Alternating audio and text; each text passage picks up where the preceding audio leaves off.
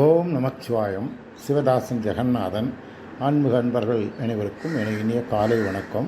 இன்றைக்கி ஒரு அழகிய உன்னதமான ஆடி வெள்ளிக்கிழமை. இந்த ஆடி வெள்ளிக்கிழமையில் அம்பாளுக்கு உகந்த நாள். எல்லாருக்கும் தெரியும், அம்பாளுக்கு எல்லா நாளும் அம்பாளுக்கு உகந்தது தான். அது இந்த ஆடி வெள்ளிக்கு ஒரு தனி சிறப்பு உண்டு.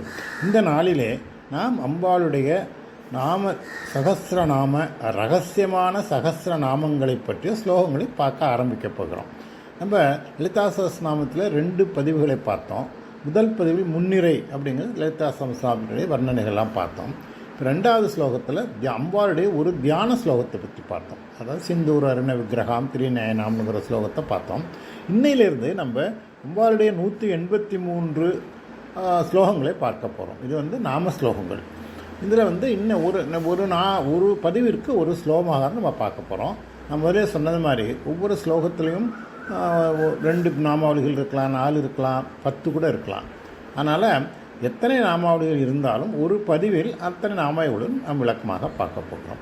இன்றைக்கி நம்ம முதல் ஸ்லோகத்தை எடுத்துக்க போகிறோம். இந்த முதல் ஸ்லோகம் அம்பாளுடைய தேவியினுடைய சொரூபத்தை சொல்லுவது, அம்பாளுடைய தோற்றத்தை, எப்படி அம்பாளுடைய தோற்றம், எப்படி அவங்க தோன்றினாங்க, எப்படி இருக்கிறாங்கங்கிறத இந்த முதல் பகுதி. நம்ம முதல்ல சொல்லியிருக்கேன் 14 பகுதிகள் இருக்குதுல்ல லலிதா சகஸ்ரநாமத்தில். இந்த முதல் பகுதி அம்பாளுடைய தேவியின் சொரூப வர்ணனை அப்படிங்கிறது. இது 100 நாமங்களில் சொல்லப்படுது. இந்த 100 நாமங்களில் இன்றைக்கி நம்ம அது 100 நாமங்கள்ங்கிறது கிட்டத்தட்ட ஒரு 15-20 ஸ்லோகங்கள் வரும். அதில் இன்றைக்கி நம்ம முதல் ஸ்லோகத்தை பார்க்க போகிறோம். இப்போ நான் இன்றைக்கி முதல் ஸ்லோகத்தை நம்ம இப்போ ஆரம்பிப்போம். ஸ்லோகத்தை இப்போ சொல்கிறேன். ஓம், அந்த ஓம்ங்கிறது ஒரு உயர்வை குறிக்கிற தியானம். அப்புறம் ஸ்லோகம் என்னன்னா, ஸ்ரீமாதா ஓம் ஸ்ரீமாதா ஸ்ரீ மகாராஜ்ஞி ஸ்ரீமஹத் சிம்ஹாசனேஸ்வரி சிதக்னிகுண்ட சம்பூதா தேவகாரிய சமுத்தியதா இப்படின்னு இதில் 5 நாமாவளிகள் இருக்குது. ஸ்ரீமாதா ஸ்ரீ மகாராஜ்ஞி ஸ்ரீமஹத் சிம்ஹாசனேஸ்வரி சிதக்னிகுண்ட சம்பூதா தேவகாரிய சமுத்தியதா. இதில் இந்த முதல் ஸ்லோகத்திலேயே அம்பாளுடைய இந்த லலிதா பிரம்மாளுடைய அந்த அவதாரம், இந்த அவதார மகிமை, இந்த அவதாரத்தினுடைய நோக்கம் எல்லாமே இதில் ஓரளவுக்கு அடங்கி விடுகிறது. இதை நம்ம ஒவ்வொரு ஸ்லோகமாக ஒவ்வொரு நாமாவளியாக பார்க்கும்போது நமக்கு அது விளக்கமாக தெரியும். இப்போ முதல் நாமம் ஸ்ரீ மாதா அப்படிங்கிறாங்க. இப்போ மாதா என்பது அனைத்துக்கும் முதன்மையானது. நம்ம வழிபாட்டுக்குரியவர்கள் யாரான்னு சொன்னால் மாதா, பிதா, குரு, தெய்வம்னு சொல்லுவோம். தெய்வத்துக்கும் முன்னாக, குருவுக்கும் முன்னதாக, தந்தைக்கு முன்னதாக முன்னே உள்ளது மாதா. ஏன்னா மாதா தான் அனைத்துக்கும் ஆதாரமானவள். இந்த மாதா இல்லை என்றால் பிறவி கிடையாது, சிருஷ்டி கிடையாது இல்லையா? சிருஷ்டி இருந்தால் தானே ஸ்திதி, சம்ஹாரம், திரோதனம், அப்புறம் அனுகிரகம் எல்லாம் கிடைக்கும். அதனால் சிருஷ்டி தான் முக்கியமானது, சிருஷ்டி தான் ஆரம்பமானது. இந்த சிருஷ்டி, பிரபஞ்ச சிருஷ்டியே பரமேஸ்வரருடைய உடுக்கையிலிருந்து வருகின்ற நாதத்தினால் வருகிறது. அப்போ அந்த மாதா என்பது முதன்மையானது. அப்போ இந்த அம்பாள் வாக்தேவதைகள் அம்பாளை பற்றி இந்த நாமாவளிகள் எழுதும்போது முதல்ல எப்படி கூப்பிடலாம், எந்த நாமாவளியை எடுக்கலாம் அப்படின்னு அவங்கள பார்க்கும்போது நம்ம என்ன எதைய இப்போ ஒரு நடந்து போகிறோம், காலில் ஒரு கல்லை இடிச்சுன்னு அம்மான்னு சொல்கிறோம் இல்லையா? நம்மை அறியாமலே இந்த அம்மா என்று தான் இந்த முதல்ல இந்த வாழ்க்கை வாயிலிருந்து அந்த வாழ்க்கை வருது இல்லையா? அதனால் அம்பாள் நம்ம எத்தனை பிறவிகள் எடுத்தாலும் அம்மா என்பதோ தாய்மை என்பதோ உலகத்திலே தலை சிறந்ததான ஒரு குணம் இல்லையா? இப்போ தாய் இல்லாமல் நான் இல்லை அப்படின்னு சொல்லுவாங்க. தாய் இல்லைன்னா எதுவுமே கிடையாது. அதனால் இந்த வாக்தேவிகள் என்ன நினச்சாங்கன்னா, முதல்ல அம்மா அப்படிங்கிறத நாமாவளியை கொடுக்கணும்னு நினச்சாங்க. சரி அப்படின்ட்டு மாதா அப்படின்னாங்க.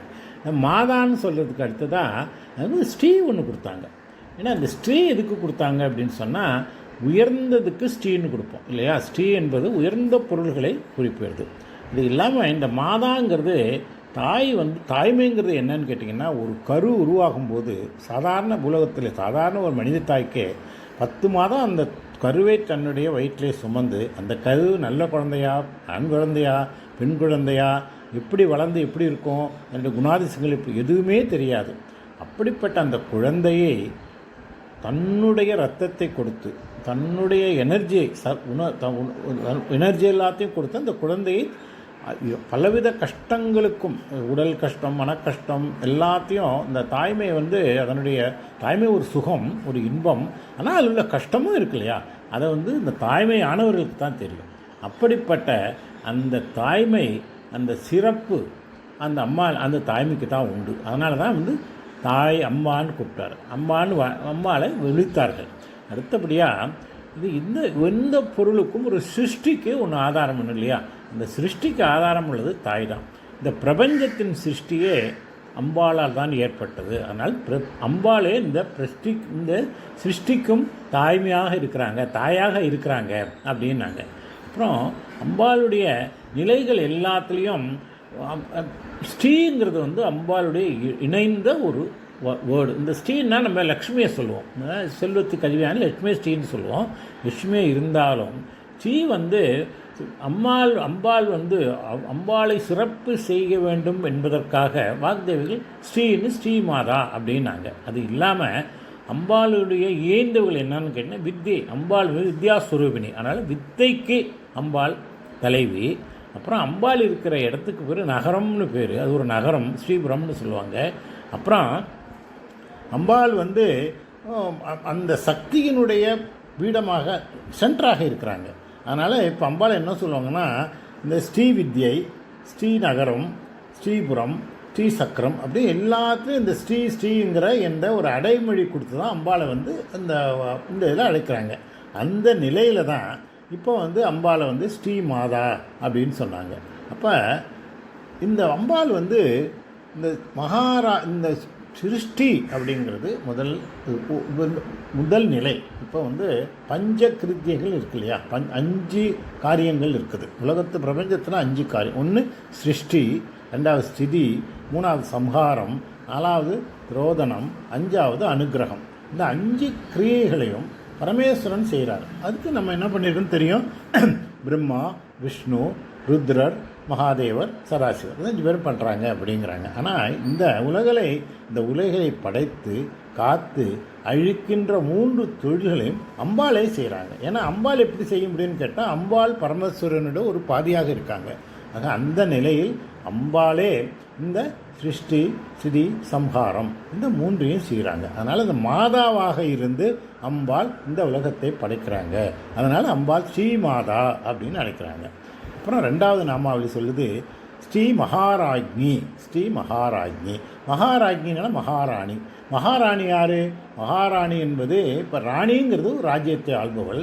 ஒரு மகாராணியின் ஒரு சாம்ராஜ்யத்தை ஆள்பவள் இல்லையா? ஒரு மகாராணி சாம்ராஜ்யத்தை ஆள்பவள். இப்போ ஒரு மகாராஜா ஆள்றாருன்னா அவருடைய மனைவியும் மகாராணி இல்லையா? ஆனால் மகாராஜ்ஞி என்றால் மகாராஜ்யம், அந்த ராஜ்யத்தை ஆள்பவள் மகாராஜ்ஞி. அம்பாள் இந்த சாம்ராஜ்யத்தை ஆள்கிறார்கள். சரி, ஒரு சாம்ராஜ்யத்தை ஆளுகின்ற அம்பாள் ஒரு அரசனோ ஒரு அம்பாளுக்கோ. இப்போ மகாராஜ்ஞி அப்படின்னாக்கா அம்பாள் ராஜ்யத்தையே பரிபாலனம் செய்யக்கூடியவள் அப்படிங்கிறத ஸ்ரீ மகாராஜ்ஞி அப்படின்னு சொல்லுது. அம்பாள் வந்து பெருமைக்குரிய பிரபஞ்சத்தை ஆளுகின்ற பேரரசியாக இருக்கிறாங்க. இப்போ இது என்ன காட்டுது? முதல்ல வந்து அம்பாள் வந்து படைத்தல் என்ற தொழிலை மாதாவாக செய்கிறாங்க. அடுத்தது காத்தல். இந்த காத்தல் தொழிலை வந்து மகாராணியாக இருந்து அம்பாள் அது செய்கிறாங்க. சரி, அதுக்கு அடுத்தது ஸ்ரீமத் சிம்ஹாசனேஸ்வரி. அம்பாள் வந்து ஸ்ரீமத் சிம்ஹாசனேஸ்வரி, சிம்ஹ ஆசன ஈஸ்வரி இல்லையா? அதை பிரித்தோம்னா சிம்ஹம்னா சிங்கம், ஆசனம்னா இருக்கை பீடம் இல்லையா? சிம்மாசனம்னா சிங்கம் வச்ச ஒரு ஆசனம். அதில் ஈஸ்வரனையா அம்பாள் வந்து இறைவியாக இருந்து சிம்ஹாசனத்தில் இருந்து அரசாளு பண்ணுறாங்க. இப்போ இந்த சிம்ஹம் என்னன்னு கேட்டிங்கன்னா விலங்குகளின் ராஜா இல்லையா? விலங்குகளின் ராஜான்னா கூட இந்த சிம்ஹம் அப்படிங்கிற அந்த வார்த்தை எலேந்து வந்ததுன்னா இந்த ஹம்சம் அப்படிங்கிற அந்த சிம்ஹம்ங்கிற வார்த்தைக்கு அர்த்தமே என்னன்னு கேட்டிங்கனாக்கா துன்பம்னு அர்த்தம், அல்லது வந்து ஒரு கஷ்டம்னு அர்த்தம். இந்த சிம்ஹம் என்ன பண்ணுன்னு கேட்டிங்கன்னா எல்லாருக்கும் ஒரு கஷ்டத்தை கொடுக்கும் இல்லையா? அதை வந்து இந்த கஷ்டங்களை வந்து அடக்கி இல்லையா? அந்த கஷ்டங்களை அடக்கி அந்த சிம்ஹத்தை ஆளுகைக்குள்ளே கொண்டு வந்து தன்னுடைய வாகனமாக அம்பாள் வைத்திருக்கிறாங்க. அதுதான் சிம்ஹ ஆசன ஈஸ்வரி. சிம்ஹத்தை அனைத்து துன்பங்களையும் தரக்கூடிய ஒரு கொடுமையான ஒரு விலங்கான சிம்ஹத்தை அடக்கி தன்னுடைய பீடமாக வச்சிருக்காங்க. அது மட்டுமில்லை, துர்காம்பியாக இருக்கும்போது அம்பாளுடைய வாகனமாகவும் சிம்ஹமாகவே இருக்குது அப்படிங்கிறத இது 3வது நிலை. இப்போ சிம்ஹம்ங்கிறது என்னன்னா பல பொருளை அழிக்கக்கூடியது. ஆக இது 3வது என்ன? சம்ஹாரம். இந்த சம்ஹாரத்துக்கு செய்யக்கூடிய தொழில் செய்யக்கூடியதற்கு அடையாளமாக அம்பாள் சிம்ஹாசனத்திலே இருக்காங்க. இப்போ பார்த்தாங்க, மாதாவாக இருந்து படைக்கிறாங்க. இப்போ படைத்தல், காத்தல், அழித்தல் இந்த 3 தொழில்களையும் அம்பாள் செய்கிறத இந்த முதல் ஸ்லோகத்தில் முதல் வரியில் சொல்லுது. ஓம் ஸ்ரீ மாதா ஸ்ரீ மகாராஜ்ஞி ஸ்ரீமத் சிம்ஹாசனேசி. ஸ்ரீ மாதாவாக இருந்து உலகின் தாயாக இருந்து படைக்கிறாள். ஸ்ரீ மகாராஜ்ஞி பேரரசியாக இருந்து உலகத்தை காப்பாற்றுறாங்க. சிம்ஹாசனத்திலே அமர்ந்து சிம்ஹத்தையே வாகனமாக கொண்டு அம்மாள் சம்ஹாரம் பண்ணுறாங்க இல்லையா. சிம்ஹா வாகனேஸ்வரி வந்து நம்ம மகிஷாசுரனை சம்ஹாரம் பண்ணாங்க இல்லையா. அது மாதிரி துர்கையாக இருந்து பல சம்ஹாரங்களை பண்ணியிருக்காங்க. அதனால் இந்த படைத்தல், காத்தல், அழித்தல் 3 செஞ்சாங்க. அதை சொல்லிச்சு. அடுத்த நாமாவளி சிதக்னி கொண்ட சம்பூதாங்கிறது. சிதக்னி கொண்ட சம்பூதா. சித் அக்னி. அம்பா வந்து சம்பூதானா தோன்றுதல். எங்கே தோன்று அம்பாள் எங்கேருந்து தோன்றுறாங்க? அம்பாள் வந்து தோன்றுதுன்னா புதுசாக தோன்றல. அம்பாள் பிரபஞ்சம் பூரா வியாபித்திருக்காங்க. இந்த பிரபஞ்சமே அம்பாளுக்குள்ளேயே இருக்குது. இது சிவபெருமானுக்கும் அம்பாளுக்கும் ஒரு சொல்லக்கூடிய வாக்கு. ஏன்னா அம்பாளும் சிவபெருமானும் வேறு வேறு கிடையாது. சிவபெருமானுடைய பிரதிபலிப்பு தான் அம்பாள் இல்லையா. சிவபெருமான் வந்து சுலமாக இருக்கார், அம்பாள் சக்தியாக இருக்கிறாங்க. அப்போ சிவபெருமானே இந்த பிரபஞ்சத்தை படைத்தவர். அப்போ இந்த பிரபஞ்சத்தை சிவபெருமான் படைத்தார்னா என்ன இருக்கு? சிவபெருமானுக்குள்ளே இந்த பிரபஞ்சம் இருக்குன்னு அர்த்தம். ஆனால் இப்போ நம்மெல்லாம் சிவபெருமானை வணங்குவது இந்த பிரபஞ்சத்துக்குள்ளே இருக்கிற சிவபெருமானை நாம் வணங்குகிறோம். இப்போ உங்களுக்கு கன்ஃபியூசிங்காக இருக்கும். சிவபெருமானை படைத்து அதை தன்னுள்ளே வைத்திருப்பவர் சிவபெருமான். பிரபஞ்சத்தை படைத்து இதை தன்னுள்ளே வைத்திருப்பவர் சிவபெருமான். அப்புறம் இந்த பிரபஞ்சத்துக்குள்ளே இருப்பவரும் சிவபெருமான். அதே மாதிரி அம்பாளே இந்த பிரபஞ்சத்திலே இருக்கிறாங்க. பிரபஞ்சம் தானாகவே இருக்கிறாங்க. அப்புறம் இந்த பிரபஞ்சத்துக்குள்ளே அவங்க தோன்றுறாங்க. அதை வந்து சம்பியூதாங்கிறாங்க. எதுக்கு எப்படி தோன்றுனாங்கனாக்கா, அதை வந்து ஒரு ஹோமகுண்டத்திலிருந்து தோன்றினாங்க. அக்னி குண்டம், சித் அக்னி குண்ட சம்பியூதா. அந்த அக்னி குண்டம் எதுன்னா சித். சித்துனா அறிவு, ஆன்மா, உயர்ந்த உண்மையான நிலைக்கு சித்துன்னு பேர். இந்த உயர்ந்த நிலையிலே உள்ள அக்னி குண்டம், அக்னியிலான ஒரு கோமகுண்டத்திலிருந்து அம்பாள் தோன்றினாங்க. இப்போ அக்னியினுடைய பெருமை என்னன்னு நமக்கு எல்லாருக்கும் தெரியும். அக்னி என்பது அனைத்திலும் புனிதமானது இல்லையா. அனைத்திலும் புனிதமானது அக்னி நமக்கு. ஏன்னா இறைவனுக்கு ஆகுதி கொடுக்கறதே நம்ம அக்னியில் கொடுக்குறோம். ஏன்னா நம்ம கொடுக்குறது சுத்தமாக கொடுக்கணும், புனிதமாக கொடுக்கணுங்கிறத அக்னியில் தான் கொடுக்குறோம். அக்னி வந்து நம்ம கொடுக்கறதெல்லாம் ஏற்றுக்கொண்டு இறைவனிடையே சேர்க்குது. இன்னும் முக்கியமான விஷயம் பார்த்தீங்கன்னா, மிருகப்பெருமானுடைய அவதாரமே அக்னியிலே தோன்றியிருக்கோம். அக்னி பொறிகள். அந்த அக்னி பொறிகள் எங்கேருந்து வந்ததுன்னா, சிவபெருமானுடைய நெற்றிக்கண்ணிலிருந்து வந்த 6 அக்னி பொறிகள் எங்கே போய் அந்த சண்முக புயலே போய் கங்கையில் விழுந்து 6 குழந்தைகளாக தோன்றி அவரே ஆறுமுகனான முருகப்பெருமானாக இருக்கிறார் இல்லையா. இந்த சிவபெருமானிலிருந்து மகனாக தோன்றிய முருகப்பெருமானே அக்னியாக தோன்றியவர் தான் இல்லையா. அதனால் அக்னி என்பது மிக உயர்ந்தது. இந்த அக்னினால் ஒரு ஹோமகுண்டம்னா மிக உயர்ந்த ஹோமகுண்டம். ஏன்னா அது தூய்மையானது. சித்துனா பேர் அறிவுடையது, பேர் இன்பம் உடையது, பெரிய ஞானத்தை உடையது.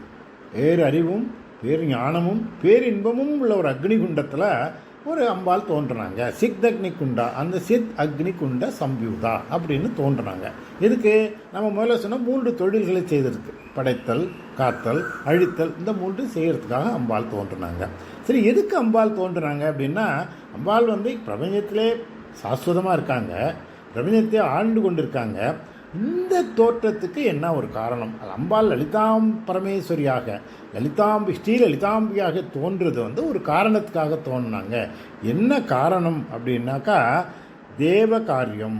தேவர்களுக்கு ஒரு காரியம், தேவர்களுக்கு ஒரு சகாயம் பண்ணணும், தேவர்களுக்கு ஒரு உதவி பண்ணணும், அதுக்காக தோன்றினாங்க. தேவகாரிய சமுத்தியதான்னா அவர்களுடைய வேண்டுகோளை வணங்குவதற்காக, அவர்களுடைய பிரார்த்தனைகளை நிறைவேற்றுவதற்காக அம்பாள் தோன்றினாங்க. அதனால் ஒரு சித் அறிவும் ஆன்மாவும் ஞானமும் மகிழ்ச்சியும் உருவமான அக்னி, தூய்மையான ஒரு அக்னிகளான ஒரு ஹோமகுண்டத்திலிருந்து அம்பாள் தேவர்களுடன் வேண்டுகோளுக்காக, அவர்களுடைய பிரார்த்தனைக்காக, அந்த பிரார்த்தனைகளை நிறைவேற்றுவதற்காக அம்பாள் தோன்றினார்கள். இதை தான் வந்து சிதக்னி குண்ட சம்பியூதா தேவகாரிய சமுச்சிதா அப்படிங்கிற அந்த ஒரு 2வது வரிக்கு அர்த்தம். இப்போ நம்ம 5 நாமாவளிகளை பார்த்துட்டோம் இல்லையா. முதல் நாமாவளி ஸ்ரீமாதா, ரெண்டாவது மாலை ஸ்ரீ மகாராஜ்ஞி, மூணாவது ஸ்ரீமத் சிம்ஹாசனேஸ்வரி. இந்த மூணுலையும் பார்த்தீங்கன்னா ஸ்ரீ ஸ்ரீ ஸ்ரீன்னு வருது. இந்த ஸ்ரீங்கிறது பலமுறை சொன்னேன், உயர்ந்தவர்களை குறிப்பது. இதான் நான் சொன்னேன், அம்பாளுடைய அம்பாளுடைய சம்பந்தப்பட்ட அனைத்து பொருள்களுமே ஸ்ரீன்னு தான் அழைக்கப்படும். நம்ம சொன்ன ஸ்ரீ சக்கரம், ஸ்ரீபுரம், அந்த மாதிரி எதை சொன்னாலும் அப்புறம் ஸ்ரீநகரம், ஸ்ரீநகரம், ஸ்ரீநகர நாயகான்னு சொல்லுவாங்க, ஸ்ரீபுரத்தில் இருக்கவங்கன்னு சொல்லுவாங்க, ஸ்ரீ சக்கரத்தில் வாழ்வுன்னு சொல்லுவாங்க. எல்லாமே ஸ்ரீ ஸ்ரீ ஸ்ரீன்னு வரும். அதனால தான் ஸ்ரீ மாதா, ஸ்ரீ மகாராஜ்ஞி, ஸ்ரீமத் சிம்ஹாசனேஸ்வரி என்று மூன்றும் ஸ்ரீ என்ற அடைமொழி கொடுத்து அழைக்கப்படுகிறது அப்படின்னா. அப்புறம் அம்பாள் இந்த மூன்று, ஏன்னா இந்த மூன்று மாதாவாகவும் மகாராஜ்ஞியாகவும் சிம்ஹாசனேஸ்வரியாகவும் இருந்து படைத்தல், காத்தல், அழித்தல் மூன்றையும் அம்பாலேயே நிகழ்த்துகிறார்கள். ஆனால் நமக்கு தெரியும், பிரம்மாவும் இப்போ விஷ்ணு, ருத்ரர் என்ன பண்ணுறாங்கன்னா இந்த அம்பாள் நடத்துகிறாங்க அப்படின்னா, இப்போ ஒரு பிரைம் மினிஸ்டர் ஆள்றாருன்னா பிரைம் மினிஸ்டர் அவர் ஆள்றாரு. இப்போ அவருக்கு பல டிபார்ட்மெண்ட்டு, ஒவ்வொருத்தருக்கும் ஒருத்தர் இருக்கார். இப்போ ஃபைனான்ஸ்னால் ஃபைனான்ஸ் மினிஸ்டர், ஹெல்த்னா ஹெல்த் மினிஸ்டர், இல்லையா, எக்ஸ்டர்னல் அஃபேர்ஸ்னால் எக்ஸ்டர்னல் அஃபேர்ஸ் மினிஸ்டர் இருக்கிறார். அதே மாதிரி அம்பாள் தலைமையாக இருந்து பிரம்மாவை படைக்க வைக்கிறாள், மகாவிஷ்ணுவை காக்க வைக்கிறாள், ருத்ரனை, ஸ்ரீருத்ரனை அழிக்க வைக்கிறாள். அதனால் இந்த மூன்று தொழில்களையும் அம்பாள் தான் செய்கிறார்கள். ஏன்னா பிரைம் மினிஸ்டர் தான் ஆட்சி பண்ணுறாரு, ஆனால் அவர் டைரெக்டாக பண்ணுறதில்ல. அவர் மற்றவர்களை வைத்து மற்றவர்களுடைய தன் கீழே உள்ளவர்களை வைத்து ஆட்சி செய்வது போல அம்பாள் இந்த மூன்று தொழில்களையும் அம்பாளே தான் உண்டாக்கிய பிரம்மா, விஷ்ணு, ருத்ரன் மூலமாக செய்கிறாங்க. அது எதுக்கு செய்கிறாங்க அப்படின்னு கேட்டிங்கன்னா, அம்பாள் தோன்றி இருக்கிறாங்க. இது எதுக்கு தோன்றுறாங்க அப்படின்னா, தேவர்களுடைய வேண்டுகோளுக்கு, பிரார்த்தனைகளுக்கு ஏற்று தோன்றுறாங்க. அப்போ எங்கேருந்து தோன்றுனாங்கனாக்கா, அறிவும் ஆன்மாவும் மகிழ்ச்சியும் தூய்மையும் அனைத்து உயர்ந்த பொருள்களுமே உருவான அக்னியினாலான ஒரு ஹோமகுண்டத்திலிருந்து தோன்றினார்கள் அப்படின்னாங்க. இப்போ இதுதான் இந்த முதல் ஸ்லோகத்துடைய பொருள். இப்போ நமக்கு ஒரே ஒரு விஷயத்தை நான் சொல்ல போகிறேன். இப்போ இந்த தேவகாரியர்கள் என்ன, தேவகாரிய சமித்திரம், தேவகாரியம் என்ன அப்படின்னா, தேவர்களுக்கு ஒரு வேண்டுகோள். தேவர்கள் பண்டாசுரன் என்ற அசுரன் கொடுமை பண்ணனா, அந்த பண்டாசுரனை வதம் செய்வதற்காக அம்பாளை வேண்டி தவம் இருந்தார்கள்.